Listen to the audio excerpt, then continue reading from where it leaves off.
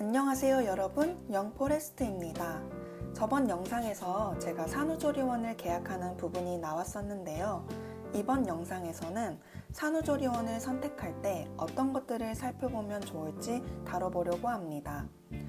저도 이제 따몽이가 태어나기까지 100일도 안 남은 시점에서 이것저것 미리 알아봐야 되고 또 준비해야 될 것들이 있더라고요. 그 중에서 첫 번째로 산모님들이 많이 찾아보시고 또 고민이 많으실 산후조리원에 대해 다뤄보겠습니다. 산후조리원에 대한 정보가 갈수록 다양해지고 또 많아지고 있는데요. 이번에 저 같은 경우에도 막상 알아보려고 했을 때 처음이라 잘 몰라서인 것도 있지만 가격부터 스타일 등등 천차만별이라 어떻게 선택하고 결정을 내려야 하는지 솔직히 막막하더라고요. 그래서 이것저것 알아보면서 산후도우미 분을 불러야 하나? 이런 고민도 같이 해봤었는데요. 이번에 산후조리원에 대해 제가 고민하면서 이것저것 찾아보고 정리한 내용과 또 산후조리원에서 상담했던 내용들을 토대로 산후조리원 선택 시 몇 가지 체크해야 되는 사항들을 2024년 버전으로 추려 영상을 제작하게 되었습니다. 산후조리원에 갈 계획이 있으시다면 영상 참고하셔서 본인의 성향에 맞는 또 본인만의 우선순위를 선택하셔서 조리원들의 각각 장단점을 살펴본 후 산모님과 산모님 아이에게 잘 맞는 산후조리원을 선택하시길 바랍니다. 그럼 영상 시작하겠습니다. 먼저 첫 번째로 산후조리원의 종류인데요. 크게 분만병원 연계 산후조리원과 일반 산후조리원으로 나눌 수가 있어요. 보통 분만병원과 연계가 되어 있는 산후조리원은 가격적으로 할인 혜택을 받을 수가 있는데요. 아마 할인 혜택들은 제가 찾아봤을 때 비슷했는데요. 병원과 연계된 산후조리원을 선택하신다면 이 부분도 꼭 체크해 보시면 좋을 것 같아요. 그리고 출산하는 시기가 임박해 오면 생각지도 못한 변수들이 발생할 수 있다고 해요. 예를 들어 예정일보다 훨씬 빨리 아이가 태어난다든지 아니면 갑자기 응급 상황이 생긴다든지 등등. 그래서 미리 산후조리원을 들어가는 시기를 예약했다고 해도 그때가 되어서는 막상 그 일정이 지켜지지 않을 수도 있어요. 그랬을 때 병원과 연계된 산후조리원은 병원과 빠르게 소통을 해 당장 조리원에는 자리가 없더라도 병원에서 더 입원해 있다가 조리원에 입시를 한다든지 이런 식으로 임기응변 대처를 빠르게 할 수 있다는 장점이 있는 것 같아요. 물론 일반 산후조리원 같은 경우에도 이런 유연한 대처가 되는 곳도 많더라고요. 대신 나는 조금 더 프라이빗하고 특별 케어 서비스를 받고 싶다 하시는 산모분들은 일반 산후조리원도 추천드려요. 방에 개인 유축기, 젖병 소독기부터 안마기, 좌욕기 등등 조금 더 프리미엄 서비스들이 준비되어 있고 전체적으로 더 넓고 뷰가 탁 트여 있어 편하게 쉴 수 있는 럭셔리 룸들을 더 많이 보유하고 있는 것 같았어요. 물론 가격에 따라서 방의 형태나 스타일이 다를 수는 있지만 제가 알아봤을 때는 대체적으로 분만병원 연계 산후조리원보다 앞서 말씀드린 부분들에 초점이 맞춰져 있는 느낌이었던 것 같아요. 두 번째로는 산후조리원의 위치인데요. 크게 세 가지로 나눠볼 수 있습니다. 아이를 출산한 병원과 가까운 곳에 있는지, 지금 살고 있는 집 근처인지, 그리고 신랑 직장 근처인지 이렇게 세 가지 요소로 살펴보시면 될 것 같은데요. 먼저 병원에서 아이를 분만하고 나서 며칠 입원해 있다가 바로 가는 곳이 산후조리원이기 때문에 보다 교통과 이동이 편리하면 산모와 아이 모두 훨씬 편하기 때문에 지리적으로 가까운 곳에 있는 산후조리원을 선택하시는 것을 추천드립니다. 또 산후조리원에서 생활하다가도 산모에게 응급 상황이 발생할 수 있는데요. 이때 빠르게 병원으로 이동할 수 있으면 보다 빠르게 위급 상황을 넘길 수가 있습니다. 또는 병원과는 엄청 가깝지 않아도 내 집과 가까운지 또 살펴보면 좋은데요. 산후조리원에 보통 2주에서 3주 정도 평균 많이 머무르시는데요. 출산 가방을 쌌다고 해도 혹시 모르게 더 필요한 물건이 있을 때, 또 다른 이유들로 잠깐 집을 들려야 하는 상황이 왔을 때 집을 쉽게 왔다 갔다 할 수 있다는 점에서 이 부분도 고려해 보시면 좋을 것 같아요. 그리고 또 고려해 봐야 될 것은 신랑분이 주로 직장과 산후조리원을 왔다 갔다 하실 텐데 신랑 직장 근처에 산후조리원에 위치해 있다면 이 또한 편리하겠죠?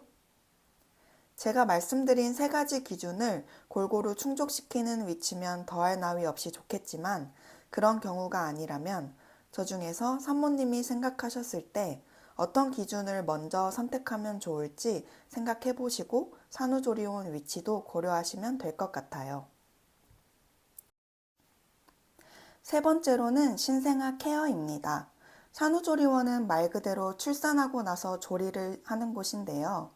그래서 출산 후 산모님의 케어도 너무 중요하지만 태어난 아이도 정말 중요하게 케어를 해줘야 하는 시기라고 해요. 그래서 많은 산모님들이 분만하고 나서 산후조리원을 선택하는 가장 큰 이유 중에 하나가 갓 태어난 우리 아이를 조금 더 전문적인 기관에서 제대로 케어를 받게 하고 싶은 마음에 많이 간다고 하더라고요. 물론 친정이나 시댁, 그리고 산후도우미 분들의 도움을 받을 수도 있지만 산후조리원에서 산모님들이 몸을 건강하게 회복하면서 신생아 케어와 관리에 대한 부분을 구체적으로 배우고 남편과 함께 교육도 받을 수 있는 점들이 좋은 것 같더라고요. 저뿐만 아니라 모든 초산인 산모분들은 당연히 초보 엄마일 텐데 산후조리원에서 배우고 집으로 가게 되면 조금 더 심적으로도 안정이 될 것 같습니다. 그래서 첫 번째로 보면 좋을 기준은 간호사 한 명당 몇 명의 신생아 케어를 담당하고 있는지 살펴보시면 좋은데요. 간호사 한 명당 신생아를 적게 케어해주는 곳이 보다 집중적으로 관리를 받을 수 있겠죠? 예전에는 산후조리원에서 많게는 간호사 한 명당 10명에서 13명까지도 봤다고 하는데요. 요즘에는 제가 찾아본 바로는 많게는 6에서 7명, 적게는 2명에서 3명 정도였어요. 신생아는 항상 어떤 일이 있을지 모르기 때문에 밀착 케어도 중요한 것 같습니다. 두 번째로는 소아과 회진인데요. 아기에게 응급 상황 또는 위급 상황이 발생 시 즉각 대처할 수 있는 부분도 중요하다고 생각해요. 소아과가 근처에 있어 소아과 전문 의사가 바로 긴급 상황을 대처해 줄 수 있는지를 알아보시면 좋을 것 같습니다. 또는 꼭 위급 상황이 아니더라도 신생아의 건강을 잘 관리하기 위해 일주일에 소아과 회진이 포함되어 있는지도 살펴보시면 좋을 것 같은데요.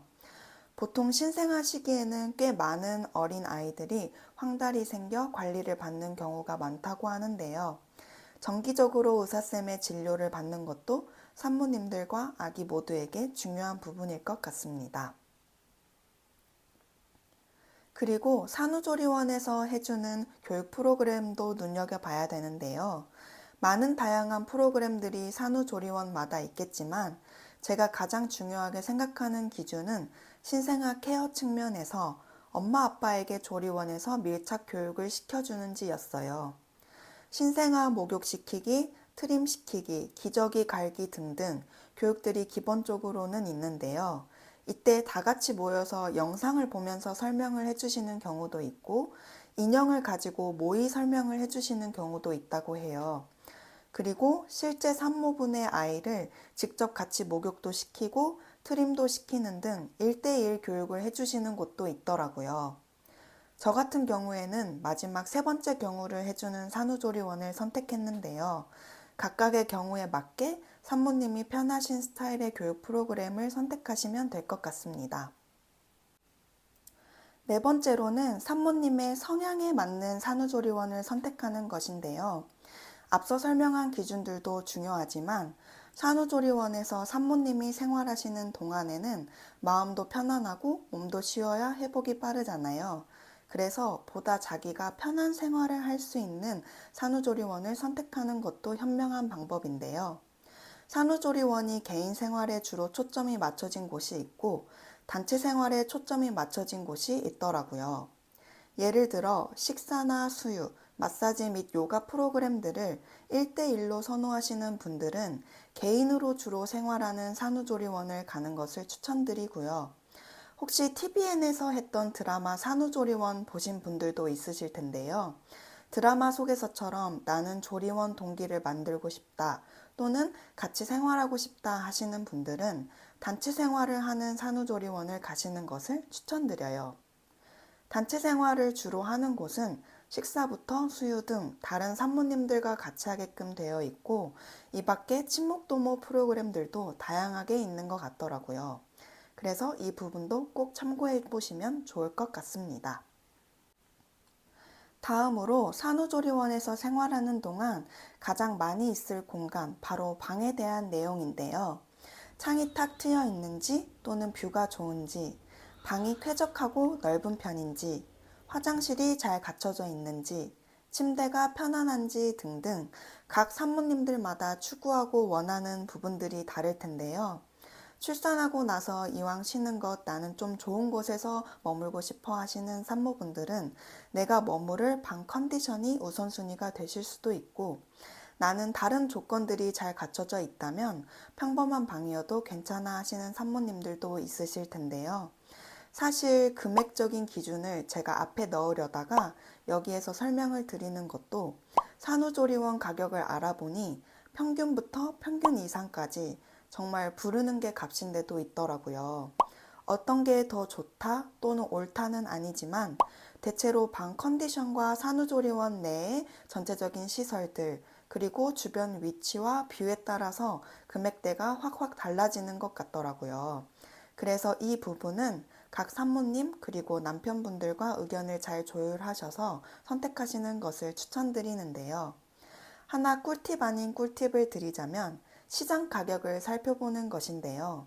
보통 이 물건이 시장에서 어느 정도 가격대에 대체적으로 팔리고 있는지 우리가 생각해야 되는 통상적인 가격 선들이 있잖아요. 그래서 산후조리원도 마찬가지로 나는 좀 합리적으로 산후조리원을 선택하고 싶다 하시면 아이를 출산하실 또는 지금 살고 계시는 그 지역의 평균 산후조리원 가격을 인터넷에서 한번 찾아보세요. 찾아보고 나서 산모님이 원하는 기준 그리고 우선순위들을 나열한 뒤 이 부분들을 바탕으로 나는 그 평균 금액대에서 조금 올라갈지, 더 올라갈지, 아니면 내려갈지 등을 선택하시면 될 것 같은데요. 보통 방도 보면 일반실, 특실, VIP실, VVIP실, 럭셔리 등등 등급으로 나눠지게 되어 있는데요. 각각 머무르는 기간과 등급에 따라 금액대가 많이 달라지니 이 부분도 참고하시고 선택하시면 좋을 것 같아요. 그리고 꼭 중요한 정부에서 지원해주는 혜택이나 내가 받을 수 있는 기타 할인 혜택들도 많이 알아보셔서 산후조리원 투어나 상담 시에 내가 알아본 혜택들이 이 산후조리원에 적용이 되는지 또는 추후에 사용할 수 있는지 등등 입실하기 전에 사전에 체크해 보시는 것도 중요한 것 같아요. 또한 나중에 만일의 사태에 대비해 환불 규정에 대해서도 꼼꼼하게 살펴보시면 좋을 것 같아요. 그리고 마사지도 산모님들에게는 중요한데요. 산후 마사지에 조금 더 투자를 하고 싶은 산모님들도 많이 계실 텐데요. 방 컨디션과 어떤 마사지를 몇 회 더 추가하느냐에 따라서도 금액대가 달라지기 때문에 두 가지 기준을 같이 보시면 좋을 것 같습니다. 산후조리원마다 기본적으로 서비스로 해주는 산전, 산후 마사지가 있고 추가로 원하시면 더 받으실 수 있는 여러 마사지 종류들이 있는데요. 나는 산후조리원에 있는 동안 전체적으로 붓기나 살 부분들을 좀 정리하는 케어를 받고 싶다 하시는 산모분들은 마사지로 유명한 산후조리원들도 많더라고요. 그래서 마사지가 조금 더 특화된 산후조리원을 알아보시는 것도 추천드려요. 그리고 앞서 말씀드린 신생아 케어와 함께 고려해봐야 하는 기준인데요. 모유 수유를 추구하는 산모님들이 있으실 텐데요. 그래서 산후조리원 스타일을 잘 살펴봐야 되는데요. 수유할 때 산후조리원에서 적극적으로 도움을 받을 수 있는지를 체크해봐야 되는데요. 조리원에 따라서 신생아실을 24시간 오픈하거나 밤이나 새벽에도 수유를 할 건지 산모의 의사를 묻는 수유콜이라든지 아기와 함께하는 모자동실 시간을 갖는 조리원들도 있고 반대로 산모에게 또 스트레스일 수 있으니 밤중 수유나 새벽 수유콜을 하지 않는 곳도 있다고 합니다.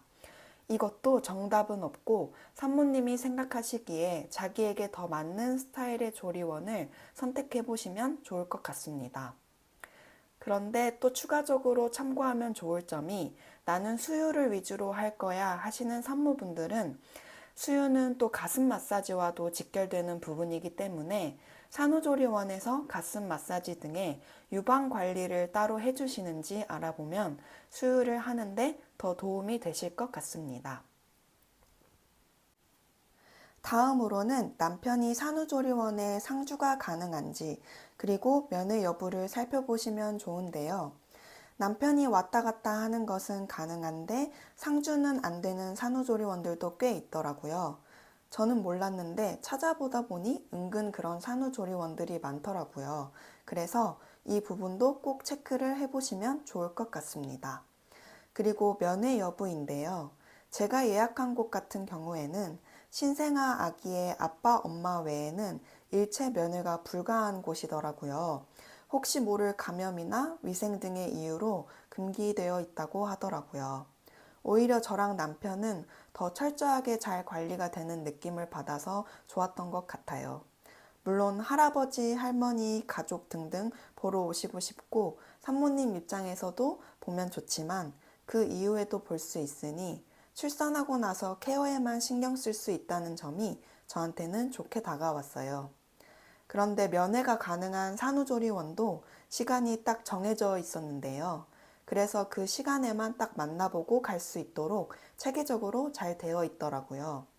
이 부분도 산모님과 남편과 잘 의견을 조율해서 고려해 보시면 될 것 같습니다. 마지막으로 식사와 기타 조리원 내 서비스인데요. 제가 찾아본 산후조리원들은 대체적으로 균형 잡힌 식단으로 기본적으로 골고루 잘 나오더라고요. 그래서 다른 산후조리원들도 찾아봤는데 조리원에서 나오는 음식들은 대부분 산모님들이 만족을 하시고 대체적으로 하루에 식사 3번에 간식 2번이 나오는 형태더라고요. 대체적으로 식단은 잘 나오기에 혹시 산모님 본인이 특정 음식에 알러지가 있거나 두드러기 등이 있다면 사전에 말씀해 주시면 좋을 것 같습니다. 그리고 남편이 산모분 옆에서 자주 있기에 조리원에서 제공하는 남편 간식 및 남편 식사들은 어떤 시스템으로 되어 있는지도 잘 알아보시면 좋을 것 같습니다. 그리고 신생아 캠, 신생아 사진 촬영 등 산후조리원마다 기타 서비스들이 다양하게 있으니 홈페이지나 전화를 통해서 또는 투어 시 여쭤보셔서 원하는 서비스를 받을 수 있는 산후조리원을 선택하시는 것을 추천드립니다. 제가 예약한 곳은 신생아실에 24시간 캠이 설치되어 있어 방 안에서도 볼 수 있고 다른 가족분들과도 공유할 수 있는 서비스가 있었어요. 그리고 산모 패드, 수유 패드, 아이에게 필요한 것들은 기본적으로 제공이 된다고 안내받았는데 이런 준비물 부분도 사전에 산후조리원에 체크해서 출산 가방을 꾸리실 때 참고하시면 될 것 같아요. 여기까지 산후조리원 선택 시 알아보면 좋을 기준들에 대해서 살펴봤는데요. 저는 처음에 산후조리원을 알아보면서 뭐부터 찾아봐야 하지? 하고 막막했었거든요. 다들 산후조리원 좋다고는 하는데 그리고 요즘에는 또 통상적으로 분만하고 나서 가는 곳이 산후조리원이기에 그냥 찾아보면 되겠지 했는데 정작 저와 태어날 아기가 있을 곳을 선택한다고 하니 어떤 걸 위주로 봐야 하나 잘 몰랐었거든요. 그리고 어떤 걸 위주로 봐야 하는지 그 기준을 알아야 여러 가지 장단점들을 고려하고 선택을 할 수 있어서 이것저것 막 찾아보면서 최대한 정리를 해봤는데요. 산후조리원을 선택하시는 산모님들께 많은 도움이 되었으면 좋겠습니다. 그리고 추가적으로 저는 따몽이를 9월 초에 출산 예정인데요. 이번에 산후조리원에 가서 상담을 받아보니 늦게 오신 편이다라는 말을 하시더라고요. 그래서 여쭤보니 보통 임신 사실을 알고 나서 바로 산후조리원들을 투어하고 예약하시는 분들도 있고 아니면 임신 초기에도 산후조리원을 미리 예약하는 경우도 있다고 하더라고요. 인기가 많은 산후조리원들은 빨리빨리 예약이 다 차는 경우가 있어서라고 합니다. 다행히 저는 자리가 충분히 있어서 예약할 수 있었는데, 이 영상을 보신 예비 엄마가 되실 분들 또는 임신 초기의 산모님들은 영상 내용을 바탕으로 우선순위를 생각해 보시고, 가시고 싶은 곳이 좀 유명한 곳이라면 미리 투어도 하고 상담도 받아보시고 예약하시는 것을 추천드려요. 저는 분만병원과 연계된 산후조리원 6곳 중에서 위의 기준들로 추려서 한 가지 곳을 선택하게 되었는데요. 우리가 옷을 사는 곳을 선택하듯이, 또 몸이 아팠을 때 갈 병원을 선택하듯이 산후조리원을 선택하는 데 있어서도 정답은 없고, 각자 개인의 우선순위에 맞게 원하는 곳을 잘 선택하는 것이 중요한 것 같습니다. 예비 산모님들, 지금 임신 중이신 산모님들, 그리고 초산이 아니신 산모님들도 모두 산후조리원을 잘 맞게 선택하셨으면 좋겠습니다. 오늘 영상은 여기까지이고, 영상 시청해주셔서 감사합니다. 그럼 오늘 하루도 좋은 하루 되세요. 영상 더보기란에 나에게 맞는 산후조리원 찾는 간략한 방법도 기재해뒀으니 참고하실 분들은 참고하시면 좋을 것 같습니다. 그럼 다음 영상에서 만나겠습니다.